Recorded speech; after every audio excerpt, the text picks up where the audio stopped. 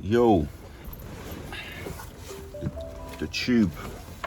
I wanted to come on and talk about what am I saying? What's going on? Anyway, I wanted to come on and talk about Halloween. Halloween is not a day you want to be celebrating. It's not a time to be in these streets. That being said, if you want to do an experiment where you want to see where people lie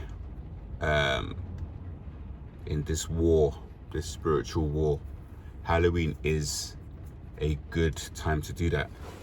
Obviously, all this, we're celebrating these spirits.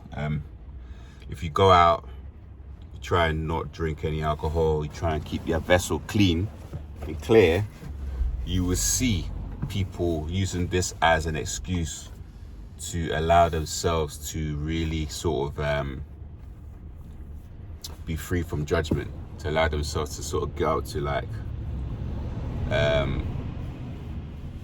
things that maybe on a normal going out day they wouldn't do. Now, saying that, I remember when I watched this interview with this female rapper, I think it was, and she was saying it's a red flag if in 2025 you're not bisexual or something like that. And at the time I thought it was a very peculiar thing to say. Like, why would you say that? It's a red flag if you're heterosexual, you're bisexual. Now when I think about it, what she meant when you decode it is it's a red flag if you're not a narc in 2025. Let me hear it for the people in the back. It's a red flag if you're not a narc in 2025. Why? Narcs are what? Polysexuals, free lovers everywhere, running around.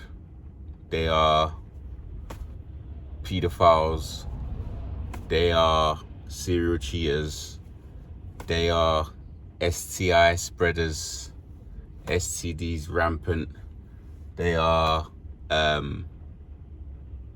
chasing supply in the form of drugs, alcohol, sex, and because of this really potent drug supply that they are chasing, that they're addicts of, obviously they will, or not, maybe not obviously, they will, frequent, situations, sexual encounters with men and women. So they're, by nature, they don't have a preference in terms of what's their, sexuality. They tend to be free, go any way. They go left, right, they go, homosexual, bisexual, trisexual, try everything once. Now, I was in this house party celebrating this event, but I wasn't dressing up, I wasn't drinking, I was just there, trying to, making my presence felt, in this scenario. You can actually be a light in the dark when you attend these kind of events, and you're able to be present and just be watchful that you don't fall into temptation. I think there might have been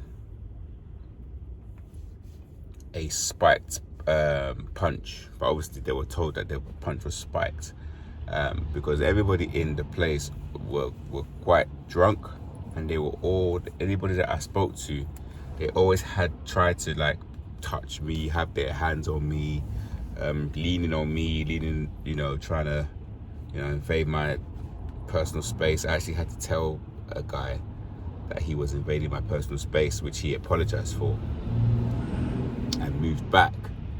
But it was a very kind of, lines were being blurred in this party. What I mean by that is, there was a lady who I didn't know, I just met her for the first time, and she said to me, how did I know the couple that was throwing the party? And I said, oh, I know them this way. And I asked her, how did she met them? And she said she met them on a dating app, and how she just meets them for casual sex. And I did not know this about this couple, that they're involved in this swingers lifestyle. I had no clue.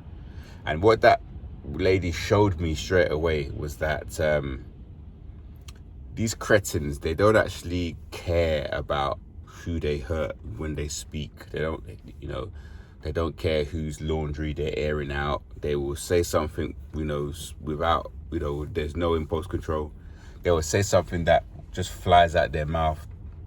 I could be judging. It happens that I wasn't judging them, but she just said to me this and that, and I was someone else, and she's like, do you support? And I was like, it's not up to me, and I have no opinion about it. You can do whatever you want. Yeah, I support. Why not? Do what you want. If that's what you want to do it. And it reminded me of, like, in my past abusive narc relationships, anything you do with them, any dirty laundry you have, will be public knowledge. They really don't care about you hurting you. They will tell people about your fetishes, your weird sexual deviances, your health status, whatever it is. I have someone now, I don't know if he wants to come to do work or not. Oh, no, he's not coming. So be mindful of that. Now, when I looked into one corner of this party here, there were two ladies kissing, doing this and that on each other. And I was shocked. I think I gotta go, so I'll do a part 2 of this